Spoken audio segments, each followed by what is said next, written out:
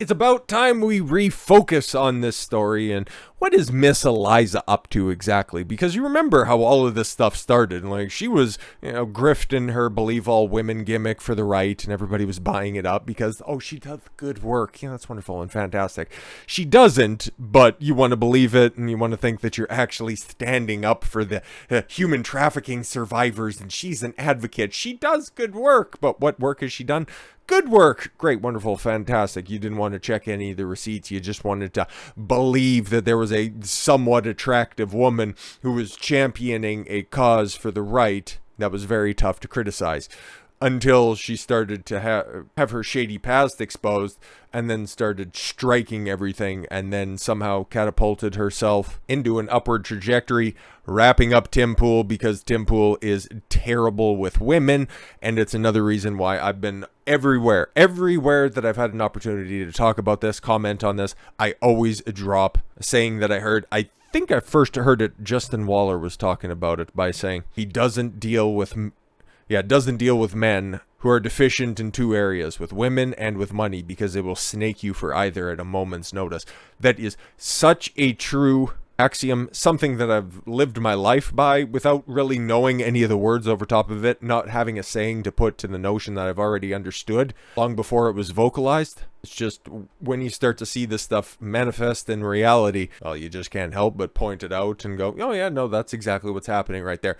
Tim Pool outed by Adam Krigler, which I think at some point in time we're going to have to go over that entire 4-hour diatribe that he has. Feel free to go back and take a look at it. It should still be on Adam Krigler's channel. But he talked about how Tim was, dipping his wick and getting his beanie all fishy with his former producer, Lydia, being passive-aggressive, being super bitch-made behind the scenes. It's like, there's nothing wrong. There's absolutely nothing wrong with having a girlfriend and then having a side chick as well. It's just, hey man, if you're not going to be honest about it, if you think that if you rock the boat, if you're disingenuous, if you're incongruent in your real life and your on-camera persona, and you think that that would somehow affect your bottom line, yeah, that's a man who's bad with women and then also running in a scarcity mindset when it comes to money. So this is not a person that you'd want to attach yourself to. But Eliza, knowing her past, and we've seen it extensively, probably a little bit too much of her past that we've seen, unfortunately, pockmarked as it is, she also has that internal ability, as many women have. That is one thing that women are incredibly good at compared to men, being socially aware about situations, being able to see a mark and fleece a mark as their social awareness, or whatever you want to call it. Women are exceptionally good at that. Men have to foster that. Women are just born with that ability. It's tremendous. And hey man, she found herself some easy mark over there at Tim Pool's headquarters. So she's been kind of let Tim taking the heat over the past couple of days, and then she finally came out with this little thread right here about, oh hey guys, my story's like really true, trust me though. My story as a survivor of human trafficking is 100% real. Sadly. Sadly for who? And again, I've dealt with girls who have been through, traumatic situations in their youth, in their teenage years, all that stuff. They've processed that. They've sought help. They had the resources, like Eliza does, and they don't need to continue to bring it up and reinforce how bad it is. But Eliza does it because she's a grifter and a liar, so that's one thing that you can see right through. I had nothing to do with the paid PR campaign to destroy me. Oh, right, the one that Tim Pool was alleging that anybody, critiquing this story and asking questions, you guys are just all bots, bro. There was no real reason for me to trend on Twitter on and off for 2.5 weeks. No, because people that were criticizing you, people that were posting publicly available screenshots, were getting censored off of this so-called free speech platform that you were claiming to be doing good work for behind the scenes in connection with Elon Musk. And it just seemed to be funny because that was the specific offense that people were getting targeted for. And then the reason sheet that they'd get for their banning would just say they violated rules. Well, what rules? And you were out there flexing, saying that, oh, if I've had pictures from my very traumatic past put out there and that's sexually explicit material. It's like, yeah, you were paid for it. And those videos have been all over the internet for the past 6 years, 7 years, 10 years in some cases. if you want to go ahead and rewrite history and say that I was trafficked during that time, it still doesn't change the fact that that's publicly available material that you were paid for to perform in. So that's why you were trending. You can't rewrite history. You got to wait a little while on that one. Real people know, who I know and loved fell for an op designed to destroy me. Oh my God. Emotional damage. My finances had nothing to do with my public advocacy for survivors because I've done it all for free. Well, yeah, if you don't do work, you don't get paid for anything. That makes sense. No, there was nothing to cancel me from. Nobody was trying to cancel you, sweetheart. In fact, you were the one who was doing the canceling. Kind of seems like we're in for some projection here. The only thing I lost was a Babylon Bee interview, which wasn't a huge deal in the world of being a survivor advocate. Again, you allege this, but I haven't really seen any pushback on that. But yeah, if they were scheduling an interview and then they had second thoughts, shit happens. I don't know what to tell you, man. I knew the op-set. Oh, right, yeah, because there's no legitimate criticism of you at all whatsoever. It's just all an op, right? Everybody's bots. Wow, I thought that was just, a memeable offense that the left would pull every once in a while. But hey, man, when you're caught and when your grift is exposed, all cards are on the table. To destroy me early on during this scenario. I'm a victim, trust me. Don't mind anybody else that I bullied off of the platform and they're still suspended. I didn't stop any of you from falling for it, mostly because I was busy working. No, you weren't. You were tweeting about it all the time and collecting your fake awards. Professionals. Professionals worked on collecting the data and information, and I went on with my life. I lost an interview, that was it. But I got an 80,000 word Spurg piece, multi-piece Spurg piece that we'll unfortunately get into. We'll see if it's better written here in a second, but I need to properly set all of this stuff up. It's going to be another long one. Anyways. Why would there be an op against me? There isn't. You have to prove it first. You liar. You're a liar. Look at it again. Really look at it. We've looked at it extensively, and I'm not getting paid by anybody. This is just going out into the ether and is being very well received, mostly because, I don't know, is there people that just don't like Tim Pool that watch the content? That's totally fine. I'm not a big fan of Tim Pool, and especially when he spurgs out on his viewers and then alleges that they're all bots out there. So somebody that claims to be for truth, honesty, and a good name in journalism is all of a sudden resorting to the old tactics of the old fallen empire when he's finally pressed about something. Like, yeah, exposing liars and using them as a case study so that you can see liars in your own day-to-day work.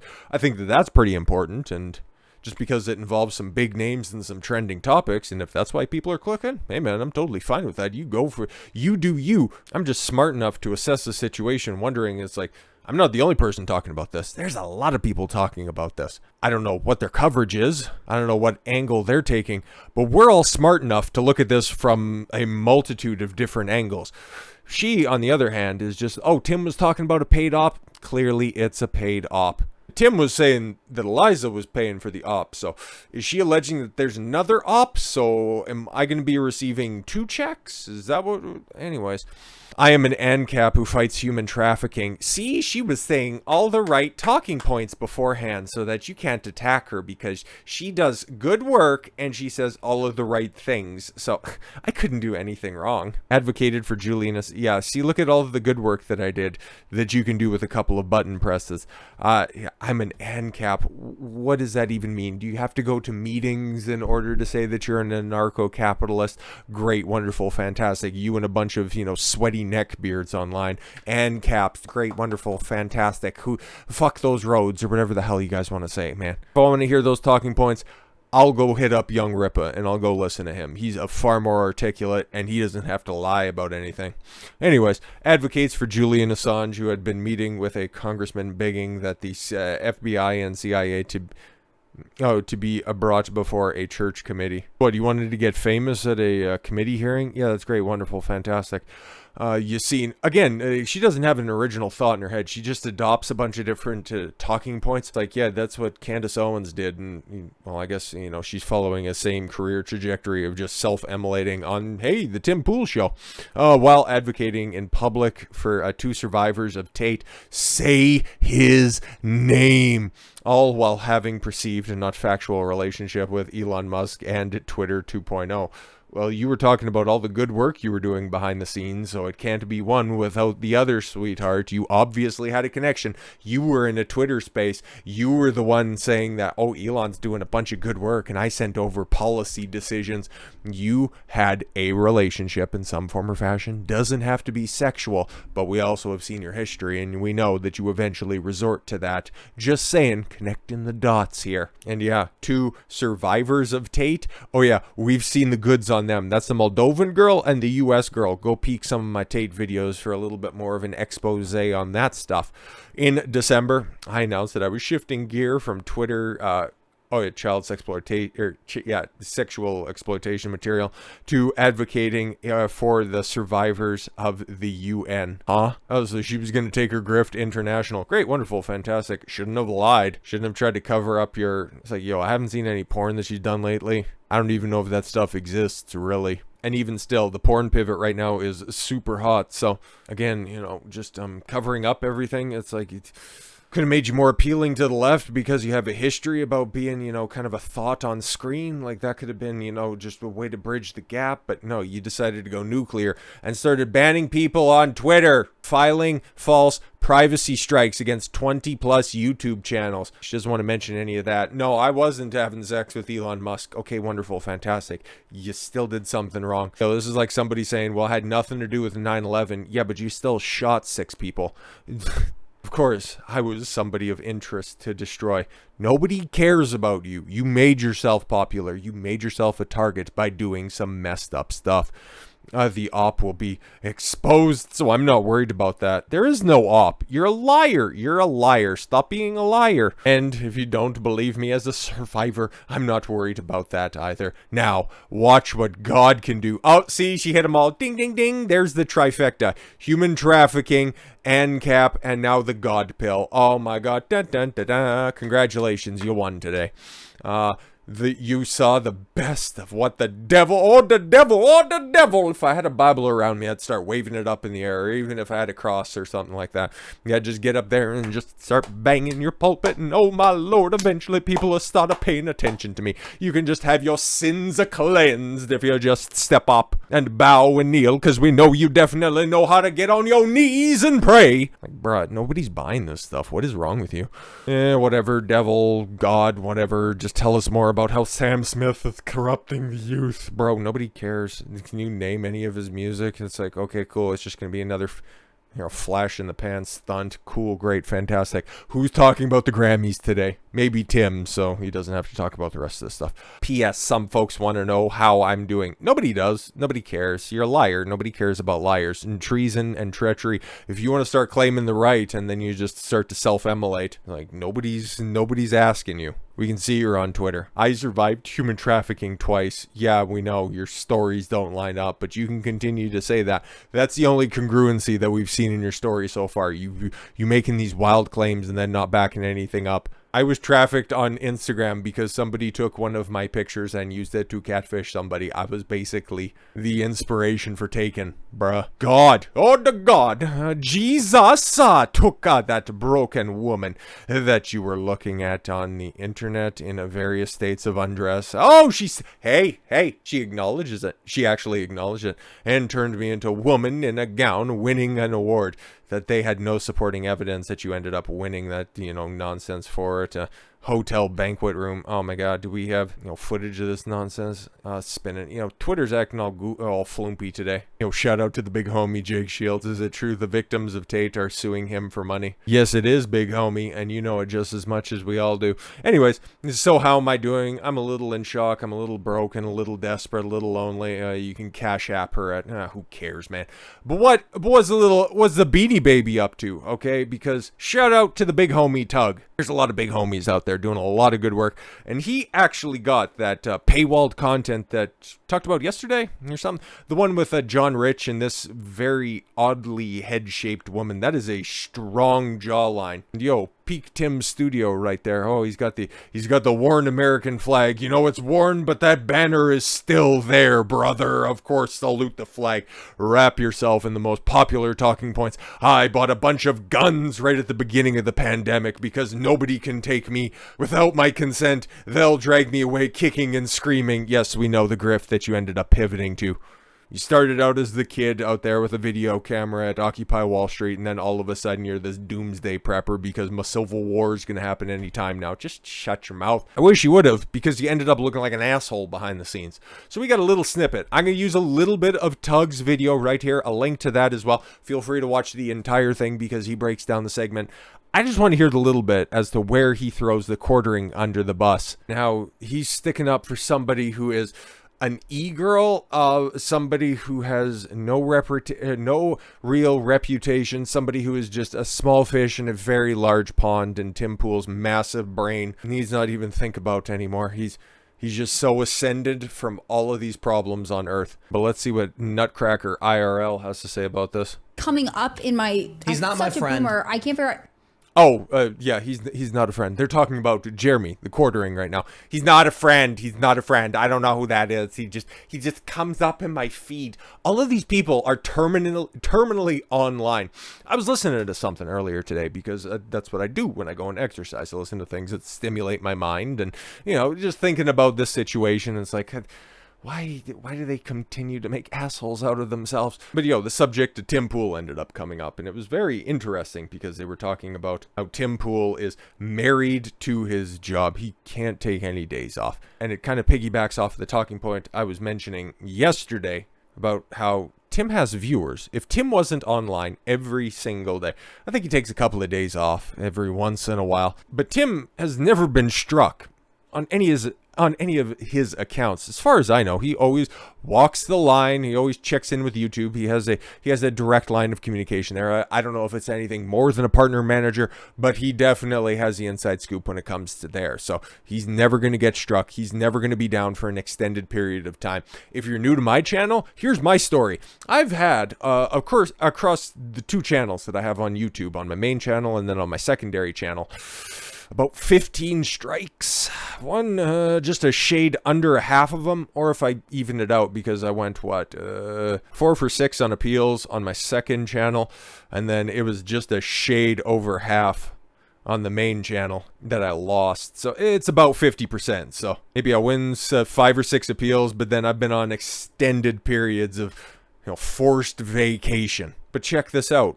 When I got suspended, every single time that I got suspended on YouTube, what did I do? Well, a couple of times I was punching air because I thought that this was, completely unjust, but still didn't miss any days. I haven't missed any days, man. I just go and I put out content on Rumble, talk my same shit, and people go over and find me on Rumble. People support me. And I'm incredibly appreciative of that. I'll say that time and time again. I might not get to your comment. I might not do any of that extra shit, but it doesn't mean that I don't appreciate every single person that ever clicks on my video.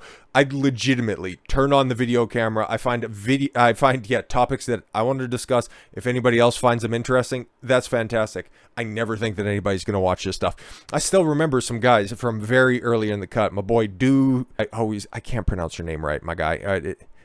French name from Texas, regardless, you know who you are. And I got my boy Morty down there. You got some Adams from the BC area. You got CC or Campin' Mom. You got all of them from way back in the cut. Every once in a while, if I ever manage to hit up some comments or something like that, I see some old names, I see some old faces, some old profile pictures, some names that I'm not mentioning, not because I don't want to. It's just I remember profile pictures more so than names, and some great back and forths. Brother with the Bullwinkle and the little cereal box there. There's some good times that were had back when comments were manageable. Don't think Tim could say that about his audience, and that's why he has to walk the line, because I talked about it yesterday. He has viewers. He doesn't have supporters. He doesn't have fans. He has people that go to him because, you want news online? Okay, you want it from some sort of a centrist position. You want something that's PC. You want somebody who's not going to say fuck noise and nobody who's going to say shit. You want all the benefits of the safety of mass media,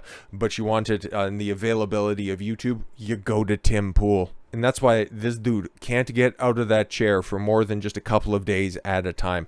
Because if he falls out of the algorithm, There's no coming back for Timmy. Me, like I said, I've been struck multiple times over, and I've had the biggest over this week. It's hilarious. I started this year at 1,750 subscribers, and now I don't even know what it's at, man. This is absolutely wild, and nothing's changed. It took me about 18 months in order to get this channel monetized, putting out videos every single day, and nothing's changed. A couple of the graphics have updated and stuff like that, but it's authenticity. This is me. These are my thoughts. This is what I believe to be true. There's no shady shit behind the scenes. I'm not talking crap about anybody. What I think and what I believe, what I put out into the world. Tim has to wait until he's behind a paywall in order to express his real opinions about the quartering. I don't do drama unless somebody ponies up $10. And once again, one last time, not because, I don't want to shout him out. It's just because, we need to get on with this stuff, and we still got another stupid article to take through. Oh, Lord. But to the big homie Tug for getting access to this stuff. And, well, hey, without further ado, resetting the scene, talking about the quartering. I don't know who this guy is. He just shows up in my mentions all the time. Yeah, because he's a little bit more of an authentic version of Tim. He says he's out there for the grift. He covers all of the pop culture stuff. Man, he's honest and authentic about his stuff.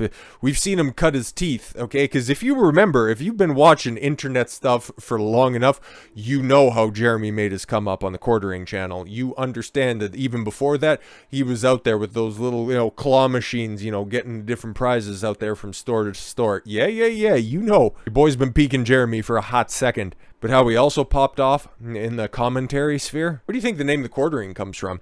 Oh, it's a Magic the Gathering term. And he ended up popping off and catching the attention of Wizards of the Coast, the producer of Magic the Gathering.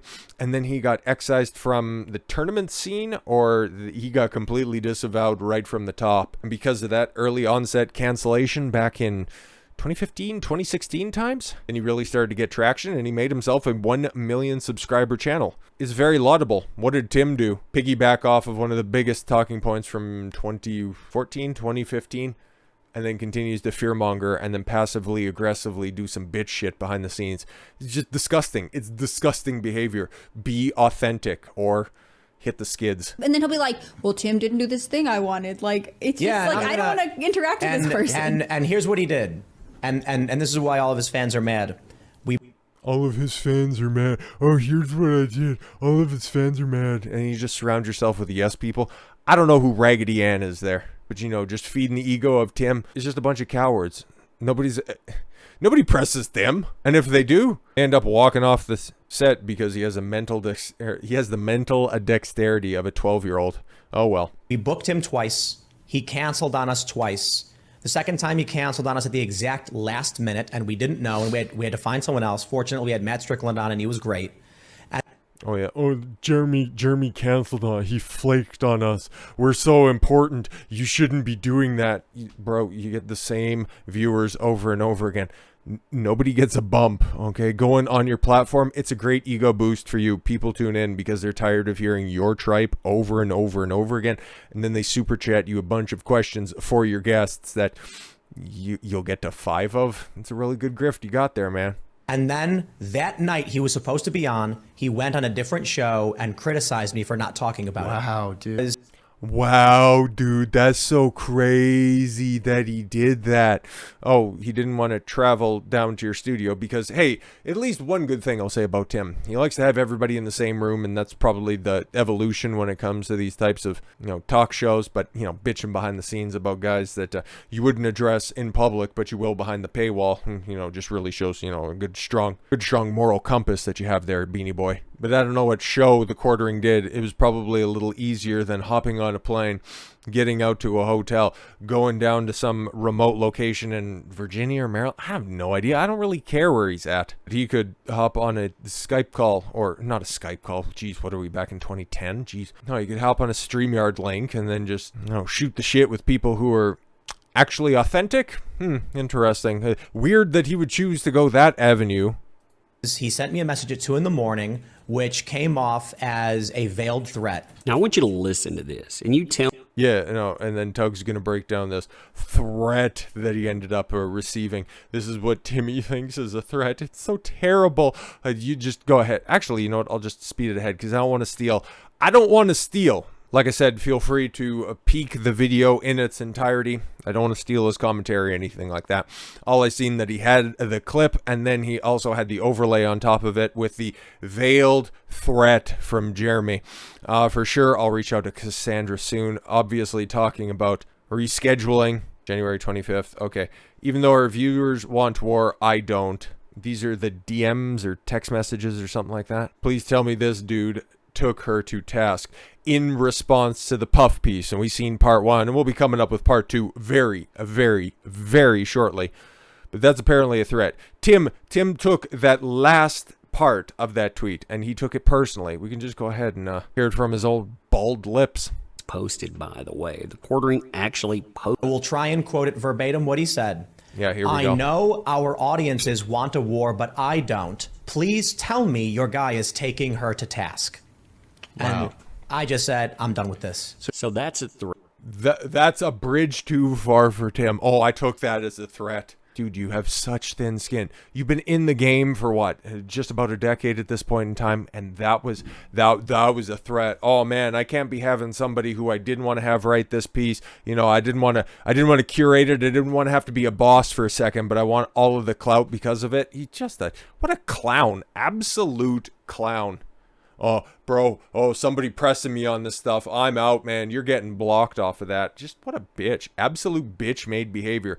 So what's Tim talking about right now? Oh, Chat GPT. Again, just drama. Who gives a shit about, oh my god, oh, look at this AI that's out there. It's going to take over the world. It's going to be terrible. AI art. Bro, the shit that's going to be taking over society, way more sophisticated than you typing in a whole bunch of dee. We'll see how feminist, we'll see how leftist these chatbots are. I don't give a shit about any of this stuff. You shouldn't either, because this is also just a fucking op. That's all this is. Oh my god, what's the chat gonna say about what a feminist is? What's the chat gonna say about Epstein's client list? Not getting to the bottom of anything. This is the Tim Pool scheme. Always just sell fear, fear, fear. Oh, the AI overlords are coming. The military had flat screen televisions back in the fucking 80s, for Christ's sakes. All of the technology that you're seeing right now for public consumption was old 30 fucking years ago. Give me a break. But that's his grift right now, man. And then retweeting Cernovich, bruh. Birds of a feather flock together. You hang around with 5 losers like Cernovich, Lauren Southern, the biggest fucking chameleon. Somebody who sold all of her friends down the river in one of the most self-serving videos I've seen in a very long time. You want to pal around with those fuckers? You're going to end up like one. And I made the proclamation. It was a bold proclamation. After all of this Eliza Blue shit eventually fucking disappears off into the horizon, Tim Pool ain't gonna be a shell of what he is right now. He's popping off. Last night, I went and peeked what he was doing. 45,000 for the SCOTUS watch-along party. Or not SCOTUS, sorry. It's State of the Union. That's what it was. It was so forgettable. Did a video on it. It's so forgettable. That was an event. And he was still running the exact same poll. Oh, I don't care about this Eliza Blue drama. Still had that same, like, if you don't like Eliza Blue, still using it for clout. It's the same gimmick, man. And the more people start to peek this stuff, the more obvious him being a liar, a disingenuous hack liar, is going to come to the forefront. I wish him nothing but the best. Just stay over there. Before we get to the main event of the evening, what does Eliza have to say about part 2 of the puff piece? You have my permission to write a hit piece on me if that's where the evidence leads. Shane Cashman, who I've met in person and who I publicly filleted on Tim Pool's stupid, goofy-ass chat show after he got so emotional reading about the survivors of Tate. She didn't actually blow him on live television or live internet. I'm like, come on now. You guys taking pictures together, him writing that poorly written first part of it, and it's like, oh, if you're gonna write a hit piece on, again, I thought you were, according to Tim, you're insignificant, and then according to you, it's all a PR campaign. So is Shane also part of this PR campaign? What are we doing here? But now we did multiple members of Timcast get threatened, not by me or anybody affiliated with me, if they didn't publish a hit piece about me. Odd, very odd. Yo, this web is super confusing. I'm sure Tim's having conversations conversations with her behind the scenes, because that's the way that Tim does it. He'll just publicly post his spats with a with a goddamn AI, but you know, oh, she addresses him. Oh my god. No offense to Tim Pool, but we don't really know each other that well at all. Oh wow, did you as poorly written as that is, I wouldn't be surprised if she contributed to those puff pieces. He would have no reason to publish a positive or negative piece either way. I'd appreciate it if the factual piece is published. Part 1 was factual. Holy, well, that sucks because it was factually awful. I haven't seen anything else. Well, unfortunately for everybody, about 10 minutes before I was going to record, part 2 ended up dropping. And if it wasn't for that, I would have ended that video right here. But the suffering must continue because I, unlike Tim, am a man of my word. And I said we're going to cover every part of this nonsense. So, I don't know, strap in. I don't want to make money. Stop it. Stop the cap. What you said in the previous piece that was out there is, I want to get famous. What's the entire purpose of getting famous?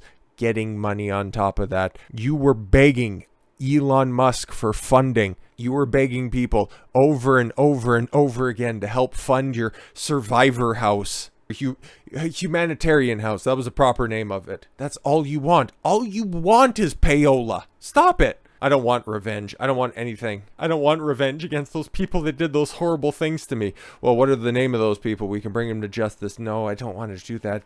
It's a legal thing, bro. Just stop it. You're a liar. I don't want anything. I just want to make sure that this doesn't happen to another survivor. Ugh. All right, then. Let's get going. Following conversation. I don't care. I thought, oh my God, it's still written like this. Just garbage. I thought maybe this time they said the motherfucker's still alive. She said, language, the ladies don't speak like that. Maybe survivors do. In regards to the man who said she sold her for drug money in LA, she asked a friend to Google the man's name. Find anything? He's still alive. Why did you think he was dead? Oh my God, because the drug use. I gave you his name. Do you promise not to put it in the article? I promised. Oh my God. What's his name? John Smith. Yeah, terrible guy. Is he still alive? Yeah, great. Oh no, he was a badman. I'm not in the business of turning on a source, any source, unless, yeah, I don't care, man. Just write this better next time. And I'm already infuriated by this. I am, however, in the business of doing due diligence when it comes to a story. I took a name from a sketchy individual. I checked it and I don't want to out her. Whatever, dude. I got his name. I was able to look up all of his addresses. You're the second person I've ever shared that name with. The first person is God. If I make this accusation public, I have to come out with evidence. Something that you don't have, but at least you said it. That's nice. I mean, maybe I can make the accusation and maybe I can talk to him privately if he's sober, if he's in a program. Oh my God. Yo, you're leaving these little breadcrumbs, and if this was the type of conversation this is the type of stuff that you deal with on a date. Oh my God. It's just a girl who wants to tell you a story, but if you know it's going to be nonsense, if you know it's going to be a lie and it's getting late and you know that she's already annoying you, you just cut it off. You don't engage in this type of narcissism, because that's exactly what this is. Oh, I could accuse him. Everything was just so bad, but I don't want to do it right now. Ugh. Found the address that he lived in during his time after Eliza told me she lived in LA when she was 17. Yeah, that's wonderful and fantastic. I was reluctant to share. Not that I even know the name. I would be called a liar, accused of the same trickery Eliza is being accused of, despite my integrity getting picked apart in the digital coliseum. Yo, dude, was this written after the first piece when everybody was mocking you for just being the only legitimate PR campaign that's actually out there? Because normally you don't see this level of defense. Somebody's doing a good job, but I was getting picked apart. Yeah, you're not a very good journalist. You can't write very well. Your English skills are subpar at best. I've gotten this far, I think, by being as honest as I can with my readers. I have my flaw. Dude, I don't care, man. I don't need to hear you being so in touch with your emotions. You're a bitch. You bitch made. This new information for sure doesn't also prove trafficking. Great, wonderful, fantastic. Why did you waste my time? Back in Illinois, I sat with Eliza's mom in her living room. I've heard a little bit about this. Maybe just a touch about it. He's retired now from being the dean of Black Hawk College. Yeah, BBC gang, we up. The farm has been in her husband's family since 1840. They grow corn and soybean. Cool. Two of the most detrimental substances to the American diet. Corn and soy. Great, wonderful, fantastic. Good people. Journalists from various organizations were hitting her up. Their parents' phones kept dinging with a new email asking for a quote about their daughter. And this also dispels something else. Just a quick aside. I swear I'll get back to this very, very shortly. Eliza apparently comes from a two-parent family, and she's old, so she's from, what, Gen X? So that just goes to show you that just because a girl has a strong two-parent family doesn't mean that she can't be screwed up. They don't seem like journalists to me. Her father said, oh man, there was one, a legitimate journalist, and he didn't want to do an interview. Eliza's father, the state senator for Illinois, didn't want to do a on-the-record interview, just wanted to do an off-the-record interview because I don't know what my daughter's story is about. Eliza's mom told me that it was ridiculous that there were all these accusations online. I'm sure her mom, who is... Well, if Eliza's 42, her mom would at least be 60, maybe 70, somewhere in that area. I think she knows everything about Twitter. Did she even know who Elon Musk is? Oh, that's right. My daughter's boyfriend. Everything from Eliza's fabricating her entire story to being gifted a Tesla by Elon Musk. That's a new one. You can walk through every building on this farm if you want to, her mom said. Later on, I walked through, yeah, that's wonderful and fantastic. Look at this stuff, isn't it neat? And I think that all of her collection is sheer crap. She said, looking at her phone, we're normal people. Well, you know, I guess, yeah, normal people do lie from time to time, but never at this level. How old was Eliza when she moved to LA? I asked. 17, she said. Okay. How did you handle her going out there so young by herself? We always tried to be supportive of what she wanted to do.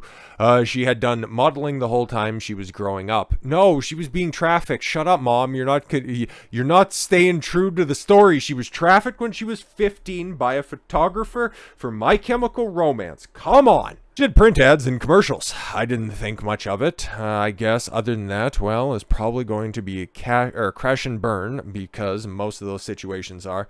But I'm going to tell her she can't do it. But I'm not going to tell her she can't do it. Terrible. Once again, this is why you need a strong father. Just because there's a father there doesn't mean that he's going to naturally be a good father. A strong father would have been like, modeling career is ass. Don't go out there. You're moving across the country for what? You're 17. Think about it. Think about it. You're not going there. You're going to college or something like that. Are you worried about her being alone? Her father drove her because she had a vehicle and all that other stuff. What? So, Rich was there. Rich, that's her father's name. Right, Richard Morthland. I'm sorry. You should see the apartment, the neighborhood, as far as being worried, I think any parent would be. Hollywood was a gritty, nasty place, and you could practically see the Chinese theater from her apartment. I have a pretty similar story about a close family member, maybe a sibling, moving to a much larger city. It's not that far away. It's not like Chicago to Los Angeles or anything like that, but just moving away. But my parents were pretty hands-on when it came to selecting the living conditions of said individual, and that person was well over the age of 18. Let me run that back. I think, yeah, definitely. They were in close contact when they were out there for that long. So, okay, how did you find out about Eliza's overdose? Oh, great. A doctor from Cedars-Sinai called me. Imagine getting a phone call in an emergency room in Los Angeles. Yeah. No, it all sounds very tragic and all that stuff. That would be terrible, honestly. But what does that prove, really? I don't care what it takes. You get your daughter on a plane and you get her home. He's had a foreign accent, the doctor. Okay. How long did you know she was in the hospital before she called you? I'm not sure about that. How did they call you? Eliza was still on our health insurance. They billed our insurance. How does that work? Oh, right. She's a minor. And you let her go out there. Terrible family. Oh, she's not sure if she had an ID or health insurance card on her person. Seems unlikely given the situation she had been. Well, if she was ODing and she was unconscious or whatever, and somebody had to call you from Cedars-Sinai, right? It was somebody that called her, a doctor from Cedars-Sinai. They wouldn't have just magically got a hold of her. She would have had her belongings on her. So I see a problem right here, but this guy is a self-professed good journalist who can't connect the dots. Both seem unlikely given the situation she had been in of having the health card on her. Her mom remembers one of Eliza's friends calling her prior to the overdose and warning her that her daughter was getting into trouble. Oh, okay. No, that was right. She was being trafficked. With her friends there? Oh, her friends that were telling the Daily Beast. It's like, no, she just liked to party. It's impossible to say, but the latter seems more likely. It was billed as an ambulance and a rape kit. Yeah, because, taking responsibility for yourself is probably not great or anything like that. But hey, man, if anything actually did happen. Ooh, but is that mandatory? Because that could be another thing, too. Maybe that's mandatory for sexual activity under the age of 17, because that is still not the age of consent, my guy. As much as Eliza would like that to be in her utopia. Her mom reviewed the bill, given her history in healthcare. Wait, her mom's a nurse? Ding! She was able to break down anything or everything the hospital had done for Eliza. Well, it would be pretty easy to figure out. It's like, okay, ambulance, stomach pump, rape kit. What's going on here? She was treated for an overdose and the rape kit had confirmed a sexual crime. The age of consent in California is 18, so any activity that is sexual in nature that can be detected by that kit would, by definition, be statutory rape. There you go. And then he got her a plane ticket home. So why don't you outline that there? I'm a good journalist though, bro. Come on now. Got her a plane ticket home, and yes, looking for this, beautiful blonde girl. No, she has silver or purple hair, right? The daughter. That's the daughter I remembered, and whatever, man. Curled up in a ball. I don't recognize her. She was skin and bones. Hair had been dyed black. She was sleeping. How did she respond? Blah, blah, blah, man. Didn't really respond to me for at least 5 days. I had her in a bedroom upstairs. Yeah, really being trafficked by having just immediate communications and then having also open communications with her friends. She was sleeping a lot, not talking, couldn't write. Took quite a while getting back on what she would consider herself. Yeah, I don't buy this at all whatsoever as a trafficking story. This is a girl who wanted to go out to Los Angeles, partied, ended up hitting, financial rock bottom, and then just getting swept up, and the prodigal daughter returns. At this point, the doctor told me, he also said something to the effect of, in this area, we see this all the time. Oh, Skid Row? You can practically see Chinese theater from here. Yeah, we see overdoses all the time. He came and then came to LA, came back from LA, whatever, fairly soon. People will think, how can this be a politician's daughter? And everybody's like, do you know politicians' daughters? Okay. Could literally happen to anybody. When Eliza returned home, she joined AA. Oh, yeah. And her parents would visit as frequently as... Oh, no, she returned to LA. Right. I forgot this part of the story where she was being trafficked in LA, and then instead of a good, strong familial unit... Or it's maybe there's incongruencies in the story because her mom just kind of telling the tale as it was, okay? She found out that her daughter, her 17-year-old daughter, who was living in Los Angeles, ended up getting, hooked up on a bunch of stuff. She comes back, joins Alcoholics Anonymous and Narcotics Anonymous. I'm sure it's probably the same meetings or anything like that. After she goes back to the place where all of the damage was happening, something's not lining up, man. I'm not buying it. Eventually, Eliza met with a man she would marry.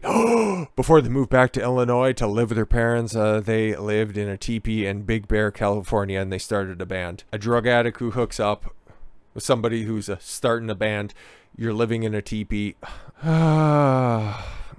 Unbelievable. This is supposed to make you more sympathetic. This is young adult novel shit. Like, whatever. He wasn't an intelligent guy. Sure, I'll take your word for it. They ran off and got married without telling us, so that was not good. There seems to be a lot of things that your daughter's not confiding in you with. She was still under 21 at this point, but sober. Sure thing. We weren't in favor of their union because it was a lot of volatility. Yeah, of course, she seems like a spurg. Her father and I had a feeling that this was not a good person, and you didn't veto it at all whatsoever? Or disown her? But they eloped, he joined the military, and then they moved to Germany. We weren't aware their relationship was out there. We weren't, no, not at the time. She married him and left for Germany. Almost a year when we didn't speak. Oh, great. Was she being trafficked at that point in time? Oh my God, he trafficked me to Germany. That was your husband. Yeah, but still. You got married, don't come back crying to us if something goes wrong unless you're being physically abused. And then she's like, okay, cool, I will remember that.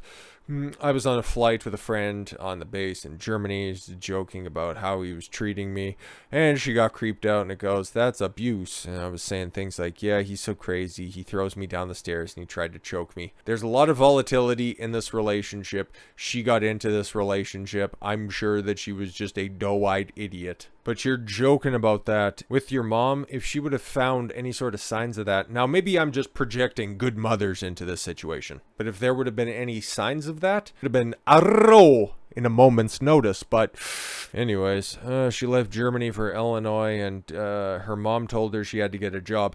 Ooh, there's a big gap right there, because all of a sudden you go from being an abuse victim to, hey, you lazy ass, go get a job. Interesting. She chose beauty school, where she, eventually, started hooking up with a My Chemical Romance singer. Funny, you mentioned the famous guy, but you don't want to mention any of the lower level individuals that were committing actual violence, at least what you're alleging. Interesting. Started styling the band, touring with them. We've been over that ad nauseum. Here's a bunch of books that she can't read. The dog barked and whatever. A plow truck and a mail. Bro, what the? Gonzo journalism is just an excuse to not craft a coherent narrative. Every time I open oh my god, is this guy just launching into a personal diatribe every time? A tweet screaming into my brain, she's a fraud, a textbook narcissist. Oh, is that why you posted a picture of textbooks, bro? Others saying, okay, Elon's mom, I'm just skipping ahead because this article is just as bad as the first time around. I wasn't so much here to clear her name as much as give an alternate account. She didn't prove anything. Bro, joked about how my husband maybe threw me down the stairs. Okay, a doctor ended up getting my information and calling my parents because I was underage. They performed a rape kit on an underage child because anything sexual that they do in nature is a actual offense. Oh, it's like, oh my god, bro. But if you're out there alone, I kind of doubt that. You're out there on Skid Row by yourself. Nobody's going to think you're 17 unless you specifically tell them, which I don't think so. If you're trying to get your modeling career off the ground, if you're trying to be a good actress, you're going to be selling yourself as older. Maybe that's why you got that blind date job and you could pass as somebody who was 21. But that's also interesting at the same time if you were down there saying that you were 17, but then also telling the producers at blind date that you were 21 at the time because you were that beautiful blonde girl. And you looked fine in those videos. Well, as fine as you could look. But, oh, okay.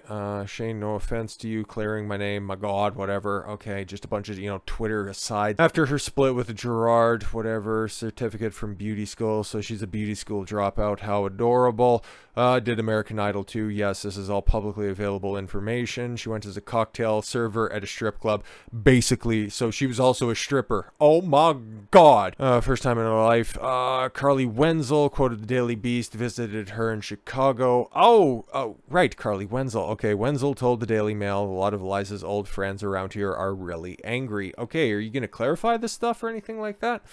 I met Carly like one time when I was in beauty school. Oh, so now she's just going to try to diminish the credible source that was in there that said that you guys met quite a bit. So it's she said, but you're like a verifiable liar. And the other one, well, at least she was providing testimony that, no, you weren't dodging bullets or anything like that when you were sleeping. Stop the cap. And I ran into her when I moved back to the Quad Cities because she was working at a spray tanning salon here. The first time I saw her, she was getting arrested at the spray tan salon. Oh my god, just trying to throw dirt on her name. The first time I saw her, she was getting arrested at the spray tan salon. What a coinky dink. I'm sure that's exactly what happened. She was on pills and drinking badly. Oh, that's also what she alleged you, somebody who has been through recovery, somebody who had overdosed. Seems like a lot of projection going on here, but that's all right. That's all right. Eliza said that Carly first visited her apartment in Chicago, the one that she couldn't afford. Yeah, in a wealthy suburb of Chicago. And and that was well before her second trafficking took place. Well before. Oh, right. Yeah, because the second trafficking happened by World Star Hip Hop when you were in your 30s. Right. Okay. I need to get that straight. Wenzel told the Daily Beast she visited Eliza's apartment in 2011. This was when Eliza claims that it was her first Chicago apartment. Yeah, that's nice. Was it 2011? This would also be when she worked at the Benefit and then Channel. Wenzel also claimed that Eliza attempted to convince her to do escort work. I see where this is going, man. She claims her abuse didn't start until after she was working at a strip club. I stripped for 3 nights. 3 nights a week. Oh shit, we got stripper alert, stripper alert. And I made so much money that I eventually quit my other job. Yo, man, if I made so much money in 1 night, this is just the work ethic between men and women, and this is the reason why women deserve less. Is because if I could make so much money that I couldn't believe it night after night, I would be trying to work every single night, not sleeping. I guess that's probably why strippers, at least business-minded ones, end up going on meth. Anyways, the dancer had to pay a house fee. Yeah, no. You gotta pay whatever, 30%, you know, the house takes their cut, regardless of how much they made a night. Yeah, exactly, because those poles aren't gonna clean themselves.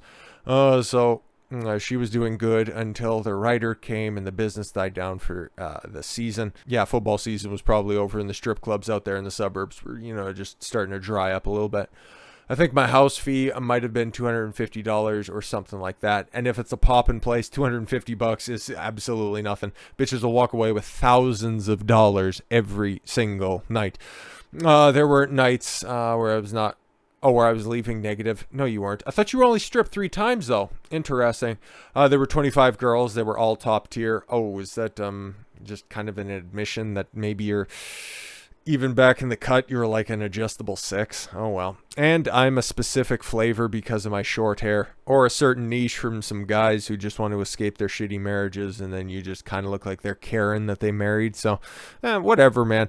I was good looking, but I was already a little older. Oh, sorry to hear about that. I wasn't bad looking for my age. Oh, sorry again. But I was older than the other girls were like 21. And if there were 25 girls and you were this self-professed 4, you wouldn't have been working at night.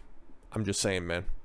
Especially if this place was popping. This is a place that could have took the $250 a night and none of the other girls had a problem with it. I'm just, again, these incongruencies that I'm seeing in this story right here that you're just presenting to the world. When do you meet the man that you say trafficked you outside the strip club? Oh, he was the man who brought me home. He was the beta orbiter that was there that would drive me home every night. He literally trafficked me. And I was like, okay, you got a point. And you won't say that guy's name either. That's not going to happen right now. And I have to ask why. I can't. And then she cried and I embraced her. And then we just rode off into the sunset. You guys need to ask why. Like, why are there still threat? Or is this for legal reasons? Again, you told me the guy's name and I could look it up and uncover if there's anything. She told me to clear that there wasn't going to be names. Are you afraid of retribution? Blah, blah, blah. Yes, it was the ghost of George Hallis that was shaking you down. Ugh. Not an athlete, not a household name. Yeah, but you'll mention the My Chemical Romance singer that you were banging, but you won't mention any of the lower level thugs, apparently, that you were fucking. Interesting, very interesting. Oh my god, yeah, just a whole bunch of back and forth. I see that there's a thought experiment here. Let's see how she answers that. Okay. If I said to you, Shane Cashman, you're going to go over to the next farm and you're going to carry wood for the next 2 hours. The dude pays you $300. And I'm like, actually, that money is mine because you stayed here with my parents. That's labor trafficking. Oh, is that the kind of definition that you're doing? That's incredibly interesting. If you're getting your accommodations paid for, if you're working for room and board, that's been standard practice for a long time. Also like, hi, I have sales experience. I've been out a bunch of different places and I've sold thousands, millions of dollars worth of product, but I still had my commission. I only got, that's another story for another time, but a fraction of a percentile of the money that I was selling, literally tens of thousands of dollars of product I would take to certain places every single week. And my commission off of that was literal dollars. Not tens of dollars, not dozens, not hundreds, dollars. But yo, man, totally engaged in that of my own volition for way too long. This is ridiculous. It's literally that sunken head meme where somebody thinks that I stack the shelves, therefore this is my grocery store now, comrade. I'm saying that if it's selling sex just one time, that is trafficking. So all these people that are calling me a liar, literally, it's only had to happen one time to me to be considered trafficking. Oh, so you were out there selling box on the street. Oh, so you were selling pussy at the strip club. Like, okay, cool. A tale as old as time. Somebody was getting their... She's trying to conflate. Let me peek this bitch for a moment, okay? She had to pay $250 a night, okay? She had a cover charge. You could keep everything else. The house gets their $250. And because you were sucking some people off in the champagne room, I was being trafficked. Very interesting. Very interesting. That's not trafficking. You're just a whore. You're just a hoe trying to make good on the wrong side of 40. Unbelievable. 2013, Eliza sent an email to a woman named Annie Donwald. We already ran through that. If you're just going to go ahead and try to explain the gay away on that one, I don't care. She started to cry and asked me to include the way she feels about Eliza. Who did you ask on that one? Oh, Annie Laubert. Oh, president and founder of Hookers for Jesus. Yo, she runs 2 safe houses. Yeah, we played Captain Save-A-Ho for a minute and then came in and swept up Eliza. It's like, you don't have to gobble, knob. You can give your life to the Lord. That's the one who was also scamming different charities off the top that was exposed by Daily Beast, right? Anyways, yeah, so that's the person who was crying because it's like, real recognizes real, and if one scammer goes down, we're all threatened. Eliza remembers the white van rolling up to her apartment in Chicago to rescue her. Yeah, normally if you see a white panel van, you just want to run the other direction. But normally they're just fat people and they're normally after kids, so your old ass doesn't have anything to worry about. Does your boyfriend try to reach out? Bro, I don't care at this point in time. Let's just get to the end of this, man. Blah, blah, blah, saying that she was always on drugs, covering her ass. Well, you should have done that, and then you wouldn't have gotten to this big stink. Is they're always drinking and drugs. Drugs weave in and out. Yeah, we know. We can tell. You don't come up with the idea for cotton candy hair without, you know, a copious amount of drugs. Drinking as well. There's always alcohol. We know. You very much have the aesthetic of one of those woo girls at the club. You know exactly what I mean. The white girls that get a couple of shots in them, and then after a song that they like comes on, woo! Yuck. Are you thinking about escaping for good yet? Yeah, please, you know, just go passport bros and just leave the fucking country. It's not public anymore. I asked, yo, this shit. See, I just keep scrolling in this stuff and it's just fucking nonsense after nonsense. Let me finish. I'm gonna let you finish for a second. If they posted it, oh my god, please don't out any of my failing cover stories. If they posted it, let me finish with all the content that I have on the internet. Why would I go and choose a partially nude piece of my body as evidence that I was not being trafficked? Well, because any evidence that you've actually have been trafficked doesn't exist. And because that paints you in an unflattering light, I guess in your own opinion, then you needed to get rid of that because nobody thought, or at least you and your hubris didn't think that anybody would go back and, you know, peek something that you did in 2016. Yo, man, you're the one who had to come out and run cover for a bunch of obvious liars that were lying on the Tate's name. You chose this fight. Now you're just losing it, and at this point in time, you're akin to the Black Knight and Monty Python and the Holy Grail, where it's you just won't admit defeat, but you're limbless at this point in time. Lucky for Shane Cashman, you still have access to all of your orifices. Would it have felt different if they chose to use other screenshots from the video? All right. I wouldn't have gone, I wouldn't have gone about it that way. You know, I would ask questions. Anybody can ask questions. You're sitting here asking me questions right now. You're not addressing the point. Get to the point, you deflecting liar. But they're not really asking questions, she said. You ask the questions and I change the answer. At this point, I'm assuming someone will release something even uglier. Oh, I keep trying to find the porn that I know is out there. I know this bitch has done porn somewhere. I'm just trying to find it. I'm trying to find it. Not for any, you know, beaten off reasons or anything like that. I just want to see her face down, ass up, and that's the way that she likes to grift. That's all I want to find. And I'm not going to try to get it removed from the internet. Stop the cap, because there's no point. I can't even control my own sexual exploitation. Yeah, you can just make up any story that you want and try to claim that it's sexual exploitation. She's one of these dumb broads. If another point in time comes across where it's, I worked for a wage. I worked for minimum wage. I was basically labor trafficked by McDonald's, because that's where you're going to be working after your 15 minutes of fame is up. Really does suck to suck. Let me exclude world star hip hop from this specific point, but someone could release a video of me getting punched in the face and sexually assaulted. I bet those just haven't materialized at all whatsoever. Every time that I see your stupid face, I don't think that it's, at least the former half of that statement is, it's something that I've thought about. It's not something that I would videotape, and I'd never get close to you because I know that you just make false accusations on my name. passed out and choked out. Yeah, no, I'd imagine she's got a kink video that's out there. I will guarantee it. If there's ever going to be a porn released of her, it's going to have something to do with whips and chains and somebody pulling that short, greasy pink hair. I will guarantee it. And I will not try to get it removed from the internet because there's no point. You can't even control my own exploitation. I'm way more interested in working with tech companies. We know you are, but you don't, right? Oh, interesting how once you try to ratchet up the emotion, because I could imagine that this was a very illustrative part to the interview. I can't even control my own sexual exploitation, and I work with the tech companies, and this is just so bad, so why would I get rid of this? Oh, you just let something slip there for a second. I don't want revenge. I don't want anything. Same with the rest of the internet. We don't want you anymore. We don't. Tim's making an asshole out of himself, and he's far more hilarious to poke because he melts down like a 16-year-old girl, and you keep trying to relive that point in your life, but you're 42 and yuck. The video getting pulled, the Twitter suspensions, one could argue it created a Streisand effect. Very much so. Fear the Streisand effect should not determine whether or not a survivor tries to cover themselves. Like, yeah, literally, like, totally cover their body. So I get it. It's not, once again, yo, what the fuck are we reading? It's the Streisand effect. Perhaps more people have seen the imagery and content after all of this. Yep, and we even found other photos as well, unfortunately.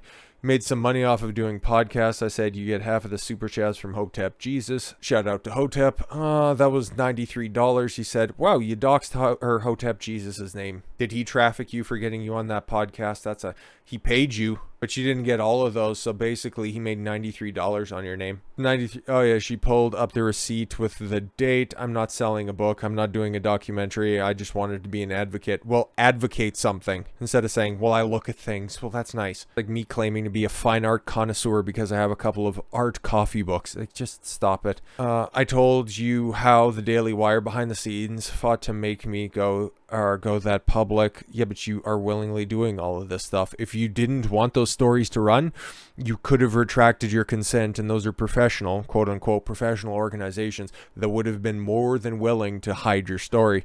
Even right now with the mess, I'm thinking, well, Elon Musk listened to me about tangible solutions. Oh, but I thought you didn't have any connections with Elon Musk. That's interesting. That don't violate digital privacy rights. Help you remove. You haven't done a damn thing, lady. And I love Twitter. She loves Twitter, but it's a little outdated to me. That's why you post on there, like the aforementioned 16-year-old girl. Once Elon said he's making it a priority, I was like, dope. Ugh, nothing's more detestable than an old lady trying to be hip and current. My work here is done. If you guys need me, if you need some solutions, hit me up. Yeah, there's that, publicly available Twitter space. Are we about done here? Yes, we are. Okay, I realized at this point it wasn't even worth it to seek the quotes. These people, because they merely exist in distant margins of the entire story. But in their narcissism, they see themselves in the center of the story. These content creators who live stream for hours and hours every day about Eliza. Oh, this guy's going on about, oh man. Hey, I'm posting videos. I'm not doing content, mostly because she's a liar. She's a modern female liar, not taking any responsibility for any of her actions, and you're enabling her by feeding into her ego. You could legitimately cut out all of your own little asides. You have an 80,000 word story. I don't know. There's at least one more piece that's going to be on top of this. And we know if it's going to look anything like this, it's not going to prove anything. There's going to be a couple of tear-jerking emotional stories. Oh, her mom broke down about telling the time that she overdosed in Los Angeles. Wow. Big shock about how she sucked and fucked her way through the music industry. How she used to be a stripper. A champagne room advantage-taking stripper. Bro, what's the difference between Eliza Blue, because she needed the money, and Cardi B? Absolutely nothing. It's just one is championed by Timcast and his fucking failures over there, and the other one actually, better or worse, springboarded into something greater. Somebody was, as she mentioned before, just a little too old, maybe not that pretty, obviously didn't have the singing chops for it, so she tried to make that model work, but oh well, now she found a new grift. And I'm fighting for the little guy. I'm an advocate. I'm a survivor. That's what women have to do once they stop getting that same sexual attention. Women don't start maturing. Here's another red pill truth for you. Women don't start maturing until they have to start buying their own drinks at the club. Once they stop getting that same sexual attention that they did back in the past, that's when they have to develop the theoretical jump shot. Okay, they can't continue to drive to the rim like they did when they were 18, 19, 20. They have to develop that 12 to 15 foot game once they hit 30 to 34. And then, once they're on the wrong side of 40, well, they got to spend a little bit more time on the bench observing other people doing good work. And then hopefully, hey man, being the 8th or 9th guy on the bench, you can still get the ring at the end of the day, even though you didn't really contribute all that much. So hopefully they at least cool it on releasing another part of this, schlockumentary, because bro, I just see a bunch of screeching that's down there. These content creators, his name's Tug, it's Yellow Flash, it's the quartering, who you don't want to mention. If you're not getting paid for it, as of this exact moment, have tripped over the lynch mob brain. See, it's not our fault, it's everybody else's fault, right? Because she has a story and she cried in front of me, and she doesn't. And this dude obviously doesn't realize that a woman's tears are only real when nobody's around. But hey, he still falls for all of these old gimmicks. That's nice. Pseudo-intellectual pole dancers on their webcams. Well, see, we're all whores for exposing her whoredom. Right. Oh, okay, cool. This is that big thing that's out there. And now, as I started to look deeper into this entire smear campaign, or it's just trying to hold her accountable for getting people suspended for posting publicly available non-inflammatory, non-defamatory content, but you do you, which seemed to be initially rooted in genuine concerns. Nobody was concerned trolling. They were just wondering, hey man, I thought Twitter was supposed to be a free speech space. Why does one of your darlings seem to have carte blanche and snapping everybody up? Haven't mentioned those YouTube strikes at all whatsoever, but I'm sure that's coming in the next piece. Tim, you're a fool. Eliza, you continue to do exactly what you're doing, and she's just going to continue to go for as long as anybody's going to give her gas. So God bless you, Tim. Hopefully you're getting all of your members. I don't care. You gotta let the door hit you in the ass on the way out. Oh, but yeah, he'll probably be popping another big name or another big number because he's got these big names, and I don't have to worry about Eliza Blue. Yeah, you just shovel that off to your underlings. Fucking grifter. But with all that said, thank you all very much for the gift of your time. I've been Don Coswell. I want you to follow your gut and get after it. Take care, everyone.